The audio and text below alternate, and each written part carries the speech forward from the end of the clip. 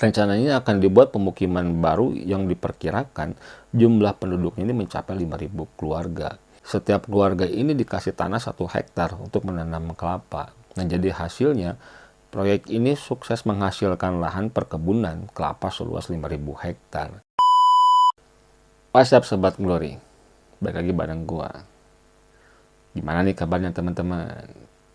Hope you're getting better and better every day.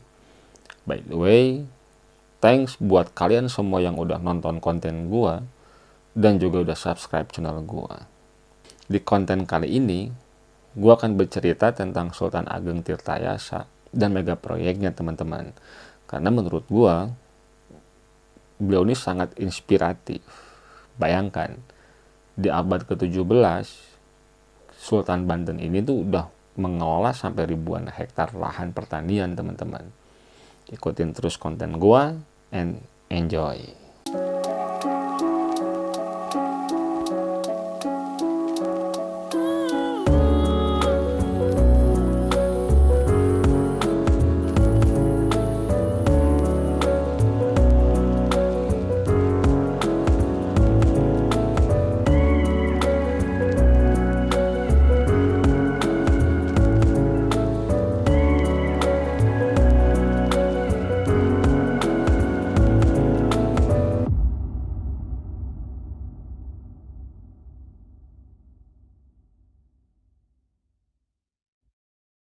Sultan Ageng Tirtayasa itu sosok yang sangat legendaris, asal ujung kulon, Pulau Jawa, teman-teman. Yang sampai saat ini masih banyak banget nih orang yang kirim doa buat beliau, teman-teman. Sebagai bentuk rasa syukur dan terima kasih karena kontribusi dan perjuangannya.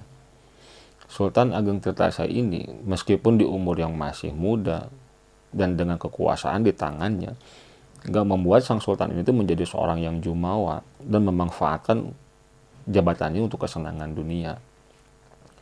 Beliau ini bersama rakyat Banten berjuang bersama untuk mempertahankan wilayahnya dari rongrongan Belanda atau company pada saat itu teman-teman. Yang memang selalu ingin menguasai pemerintahannya. Dan juga dengan semangatnya, rakyat Banten pun juga berhasil mempertahankan wilayahnya agar tetap merdeka. Dan terbukti mereka tuh mampu menghancurkan kekuatan VOC yang memang begitu kokoh, teman-teman. Oke. Siapa Sultan Ageng Tirtayasa ini? Stay terus di sini, teman-teman. Sultan Ageng Tirtayasa ini adalah sebuah gelar populer dari Sultan Abdul Fatih Abdul Fattah. Beliau ini lahir tahun 1631 dengan nama Pangeran Surya. Dan beliau ini lahir di Kesultanan Banten, teman-teman. Sultan Ageng ini putra dari Sultan Abdul Ma'ali Ahmad bin Sultan Abdul Mufakir bin Sultan Maulana Muhammad Nasruddin bin Sultan Maulana Yusuf bin Sultan Hasanuddin bin Syarif Hidayatullah alias Sunan Gunung Jati Cirebon. Nah, jadi beliau ini masih keturunan Wali Songo, itu dari Sunan Gunung Jati, dan bisa dipastikan beliau ini itu min dzurriyyatul Rasulullah Shallallahu Alaihi Wasallam, yaitu keturunan dari Nabi Muhammad.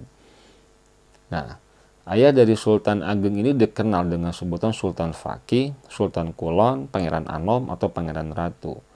Adapun gelar Sultan Ma'ali Ahmad yang dimiliki ayahnya itu didapatkan ketika Sultan Makkah berkunjung ke Banten pada tahun 1638.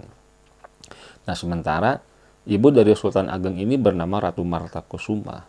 Beliau ini putri dari Pangeran Jayakarta, yang konon katanya Pangeran Jayakarta itu masih Al-Jilani Al-Hasani, itu masih keturunan dari Syekh Abdul Qadir Jalani, dan bisa dipastikan juga min dzurriyyati Rasulullah.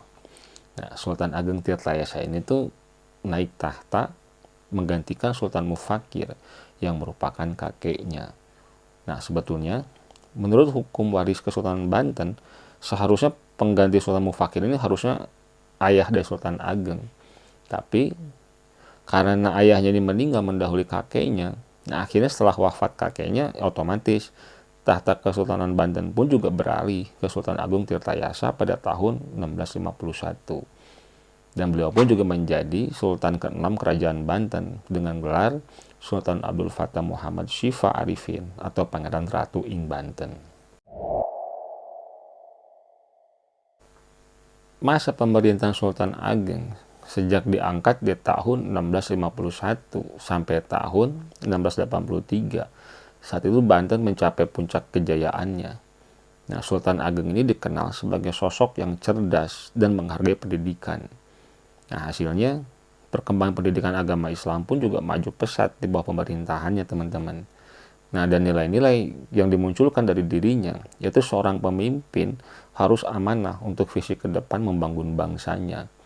Nah, Sultan Agung pun juga seorang pemimpin yang sangat visioner dan juga ahli perencanaan wilayah dan tata kelola air. Nah, beliau pun juga seorang pemimpin yang egaliter dan terbuka, ditambah lagi berwawasan internasional. Nah, Sultan Agung ini tuh banyak melakukan gebrakan dan langkah dalam menjalankan roda pemerintahannya, teman-teman. Gebrakan dan langkah beliau itu tuh seperti dalam bidang ekonomi, dalam bidang militer, politik, ataupun juga geopolitik, gitu, teman-teman. Nah, di bidang ekonomi, Sultan Ageng ini membuka hutan buat membentukkan sawah-sawah baru dan juga irigasi. Nah, sekaligus ini tuh berfungsi sebagai sarana perhubungan. Nah, dalam sektor keagamaan, untuk mendukung visi Banten sebagai pusat kerajaan Islam, Sultan Ageng ini mengangkat Syekh Yusuf Abdul Mahasin Tajul Khalwati dari Goa, Makassar, atau lebih dikenal dengan nama Syekh Yusuf Al-Makassari. Saat itu, Syekh Yusuf ini diangkat sebagai mufti kerajaan. Nah, selain itu nih, teman-teman, Syekh Yusuf pun juga bertugas sebagai penasihat Raja Banten dalam pemerintahan. Nah, beliau ini adalah seorang ulama besar yang banyak belajar dan mengajarkan Islam ke seluruh pelosok Nusantara. Nah, dan juga Syekh Yusuf pun juga seorang mursyid Toriko. Beliau ini megang beberapa Toriko seperti Naksabandia, Qadiriyah, Satoriyah, Khalwatiyah, dan beberapa Toriko lainnya. Nah, Sultan Ageng ini bertemu dengan Syekh Yusuf ketika saat itu Syekh Yusuf ini akan belajar agama ke Aceh. Nah, sebelum ke Aceh, beliau singgah ke Banten. Dan akhirnya bertemulah Sultan Ageng dengan Syekh Yusuf, yang saat itu mereka bertemu ketika Sultan Ageng ini masih sebagai putra mahkota.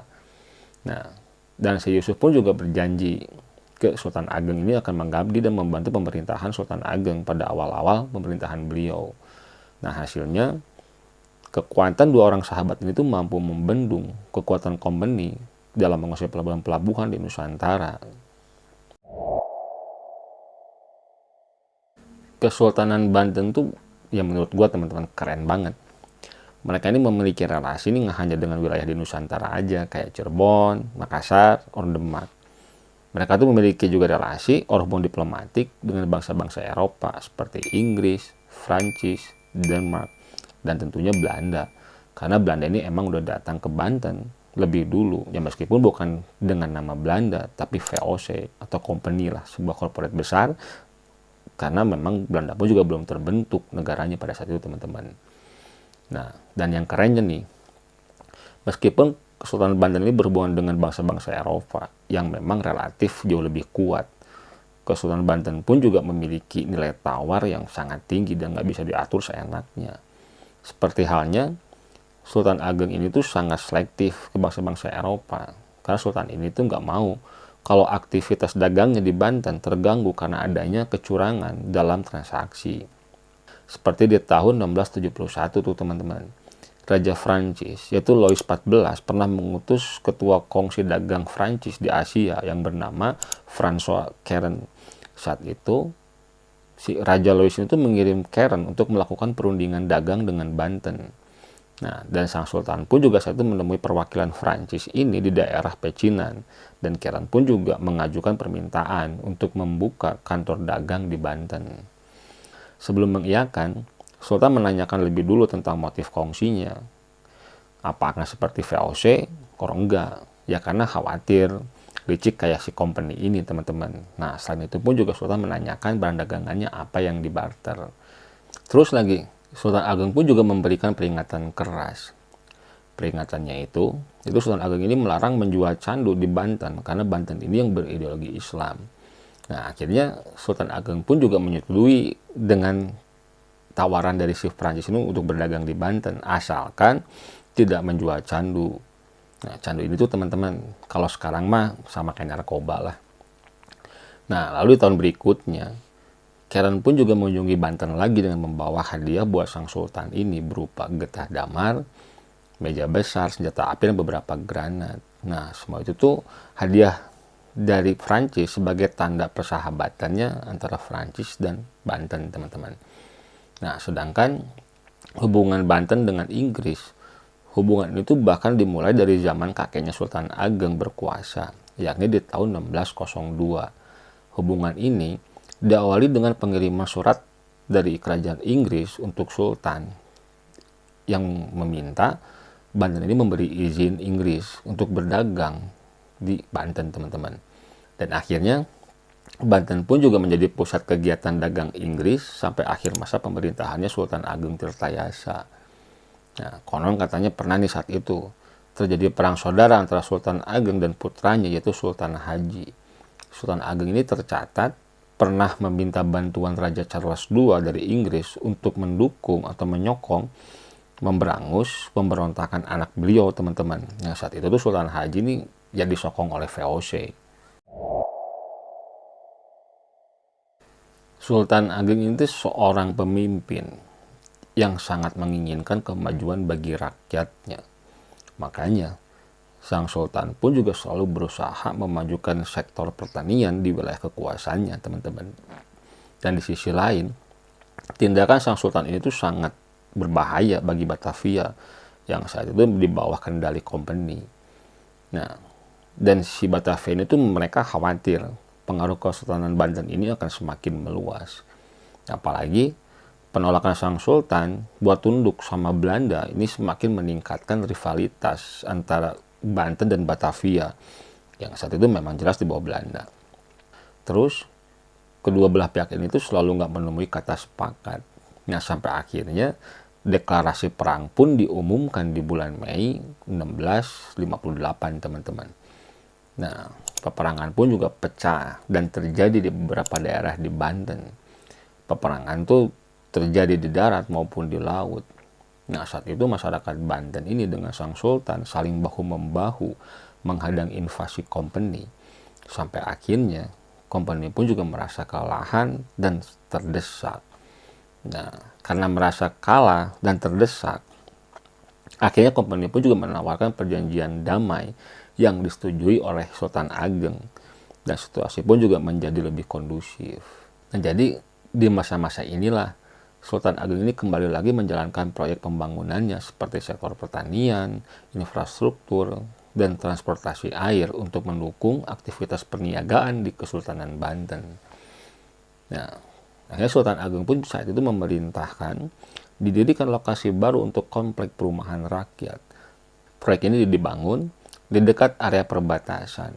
Nah, dan juga seorang pejabat dari Kesultanan Banten yaitu Panglima Perang yang bernama Kiai Arya. Beliau ini membuat sebuah kebijakan yang memang cukup unik. Beliau memanggil pemimpin tiap-tiap daerah supaya memerintahkan orang-orang di daerahnya, orang tiap-tiap rumah mencari 100 batang pohon kelapa. Dan nantinya pohon-pohon ini tuh harus ditanam di dekat sungai Otong Jawa yang sekarang tuh bernama Cisadane. Nah, saat itu teman-teman, rencananya akan dibuat pemukiman baru yang diperkirakan jumlah penduduknya ini mencapai 5.000 keluarga. Nah, lalu setiap keluarga ini dikasih tanah 1 hektar untuk menanam kelapa. Nah, jadi hasilnya proyek ini sukses menghasilkan lahan perkebunan kelapa seluas 5.000 hektar. Nah, makanya inilah kenapa disebut mega proyeknya Sang Sultan Ageng Tirtayasa ini, teman-teman. Ya, coba bayangkan, di abad 17 pengelolaan lahan seluas itu tuh emes banget kalau menurut gua mah. Sampai-sampai nih, di waktu itu 10 desa baru terbangun dengan area perkebunan yang luas hasil dari mega proyek tersebut, teman-teman. Nah, sebetulnya fungsi desa ini tuh selain sebagai tempat tinggal rakyat dan perkebunan, desa-desa tersebut dibangun layaknya benteng pertahanan alami.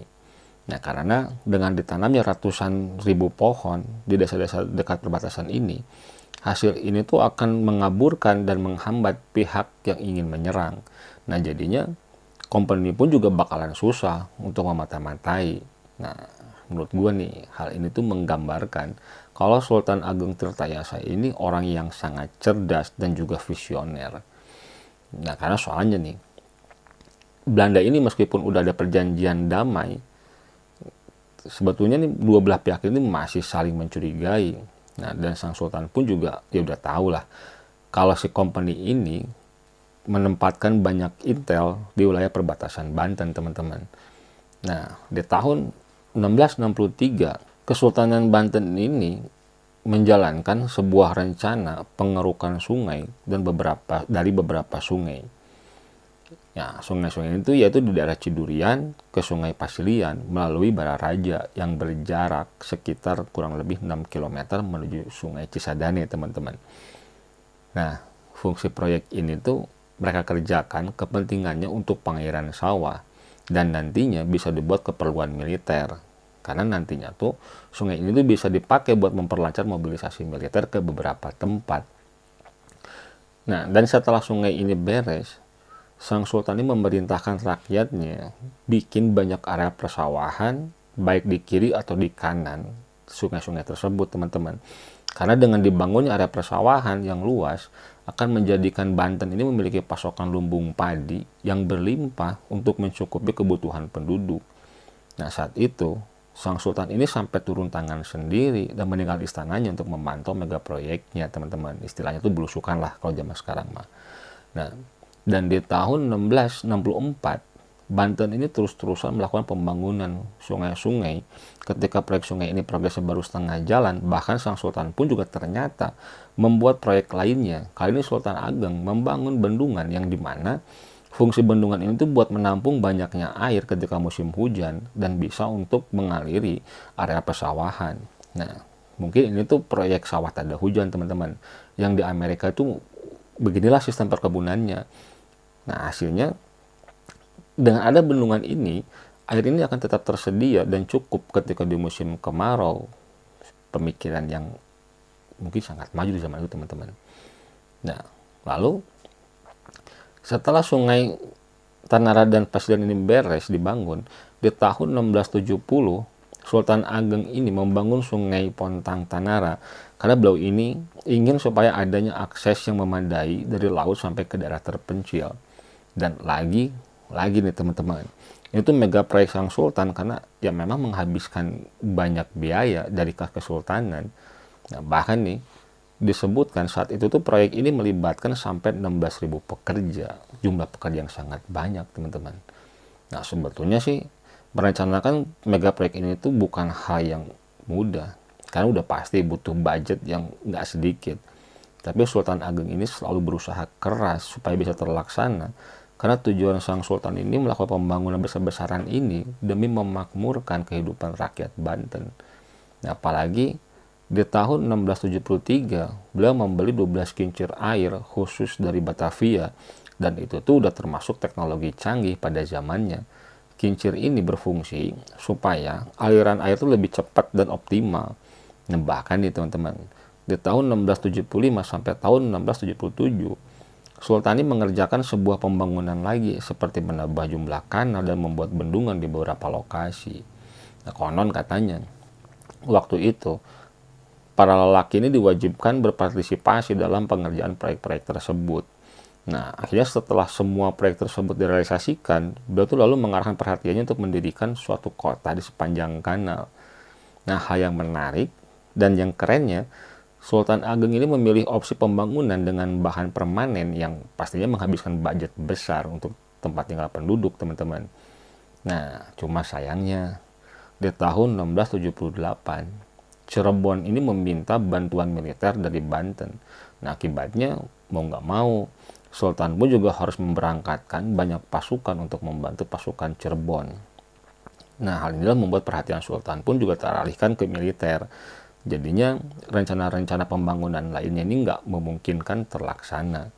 Nah, apalagi nih, at the same time, terjadi konflik internal di Kesultanan Banten. Saat itu tuh terjadi pemberontakan oleh Pangeran Abu Nasr Abdul Qahar, yaitu anak pertama, anak yang besar dari Sultan Ageng Tirtayasa. Dan ini tuh menjadi peluang besar untuk company menginvasi Banten. Nah, dan puluhan ribu pekerja laki-laki akhirnya tuh dialihkan menjadi prajurit Banten. Dampaknya mega proyek pun juga terpaksa nggak bisa dilanjutkan. Ya, tapi menurut gue sih gimana pun juga Sultan Ageng ini tuh udah melakukan pembangunan besar-besaran di Kesultanan Banten dan juga hasilnya terasa oleh masyarakat Banten, teman-teman. Nah, lalu kejatuhannya Sultan Ageng Tirtayasa semuanya berawal dari putra mahkota, yaitu Pangeran Abu Nasr, Abdul Qohar atau Sultan Haji. Saat itu nih beliau nih nggak suka sama adik yang bernama Pangeran Purbaya yang berperan besar dalam pemerintahan Banten. Yang menurut Abu Nasr ini, yaitu tuh harusnya hanya haknya dia aja, teman-teman. Nah, dan di sisi lain, Sultan Ageng pun juga prihatin karena anaknya ini semakin dekat dengan company. Bahkan nih, dia melakukan perjanjian dengan company berupa pajak dagang yang dinaikkan. Ya tentu aja lah, berdampak menyengsarakan rakyat, teman-teman. Nah, sementara Pangeran Purbaya ini menganggap kayaknya ini kalau kakaknya ini udah dipengaruhi oleh company. Nah, tapi kakaknya ini mengelak, dia nggak ngaku dengan alasan maksud kedekatannya dengan company ini supaya kesultanan bisa menjalin hubungan baik dengan company. Jadinya kedua belah pihak bisa hidup benar-benar damai. Nah, dan juga sang pangeran ini juga merasa kalau dirinya ini berhak bikin keputusan seperti itu. Karena dia ini mengklaim dirinya sebagai pewaris tahta satu-satunya. Nah, pastinya lah hal itu tuh direspon oleh sang sultan. Dan sultan pun juga memandang aneh atas kelakuan anaknya ini. Nah, sultan pun juga mengingatkan, hati-hati kalau company itu juga sangat licik. Mereka tuh biasanya berbaik hati kalau memang ada maunya. Tapi nggak mempan. Karena Belanda pun juga ya jago lah soal brainwash mah. Nah, akhirnya hasutan si Belanda atau company itu membuat si pangeran ini lebih percaya company daripada nasihat ayahnya. Dan company pun juga mempengaruhi sang pangeran ini supaya mengkudeta ayahnya.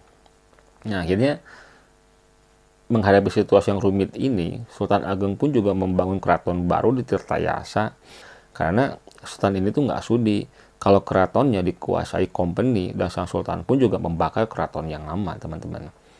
Akhirnya terjadilah perang saudara di Banten karena ulah dari kelicikan company, yaitu adu dombanya company.